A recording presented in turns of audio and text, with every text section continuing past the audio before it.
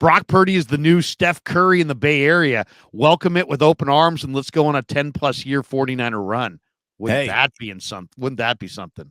All I can tell you is that Brock Purdy is tracking to a level that only the very best quarterbacks of all time have ever played at. I mean, and again, that's not hyperbole. That's not my opinion. I think technically we're out of the just the facts segment to open the show here, Larry, but I am not over exaggerating when I say that Brock Purdy has a level of mathematically, statistically tracked, proven production that mirrors the best of the best future Hall of Fame quarterbacks in their most elite MVP worthy seasons. You know, he's Aaron Rodgers at peak Aaron Rodgers. He's Marino at peak Dan Marino. He's doing things that John Elway never did. He's doing things that Steve Young didn't. And Steve Young, for God's sake. He's doing things that Steve Young didn't do until he was 32 years old. Right. And he's 23. You know, I mean, I've been saying he's the best quarterback best Niner quarterback since Steve Young. And a couple people came up to me in the last week or in the chats have gone, he's the best good Niner quarterback since Joe. My good friend Dan Cochimilio in the postgame last night said, at the same stage in their career, he's better than Joe. And I said, you know, of course, we all called Dan a moron and rip Dan, and Dan's an idiot. And the chat, Dan, you're high, Dan, you know. But I know what Dan was saying. Right. He was saying first 20 starts of Joe Montana's career. Look at the numbers in Purdy's career, and one's a lot better than the others. Right. And we're not saying he's better than Joe, everybody. You know, somebody's gonna go, you know, I was listening to Morning Wake Up with Damon and Larry. They're saying he's better than Joe Montana. I mean, come on, pump the brakes, you morons. No, we get it. We get it. Joe's Joe, and there's only one Joe. But all Dan's point was just that that's how precocious this young kid is. That's how ahead of the game he is. I was shouting this guy out as a very good future quarterback last summer before his rookie year, because I actually went up to him and met him in camp and started talking to him, and I started realizing this guy's got exactly what I mean. I've interviewed Drew Brees, and I've interviewed Russell Wilson, and I've interviewed Tom Brady, and it's like this guy's got what those guys got, which is he's smart, he's humble, but he's got that chip on his shoulder. He's got this, I'll prove you wrong. He's got that mental maturity that Alex Smith had, but he's got that chip that Brady carried. He's got the, you know, literally, Damon, when I talk to Brock in the locker room, he calls me sir. And every time he does, I look around. Right. Where's your dad? I'm like, no, Mr. Kruger's no longer with us anymore. Let's just call me Larry. I mean, seriously, I mean, he's that respectful, normal, you know. And then, of course, you know, I'm 53 now, so I am one of his elders, and he's respectful of his elders. But I mean, come on. The guy is hard to believe. It's too good to be true. They found this guy. And then all what's that? I didn't know 53. You were. I thought you were. I honestly thought you were like 51. You don't look a day over. I got 2.5. You really don't. You kidding me? No, but you know, I'll be 54 January 12th. If everybody wants to send me a gift, feel free. I'll accept gifts from everybody. When is it? January the 12th. So like almost 54. I'm 1970, January 12th, 1970. When's the Super Bowl?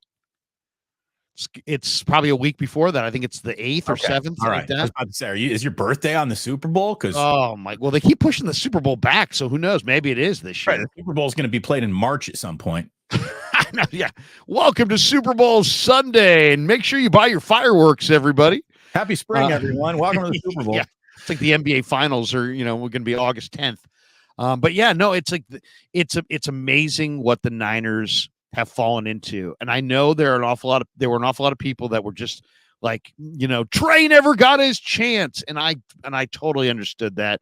But when you stumble on this kind of a player and you realize, hey, this isn't just a one-shot wonder, or hey, he's got a good start, but wait until the league adjusts, and you realize everything about this kid is real, and there's not going to be an adjustment. He's just going to get better. And all the people in the offseason this year are like, well, he can't get any better. Why? Because you're rooting for the other guy and you don't want him to get better. What Right. 22-year-old quarterback doesn't get better? I mean, it's like, yeah, he's going to get better. And where he is right now, guess what, folks? He's going to get even better. So, I mean, what does that look like? What does the actual 5-year NFL veteran Brock Purdy look like?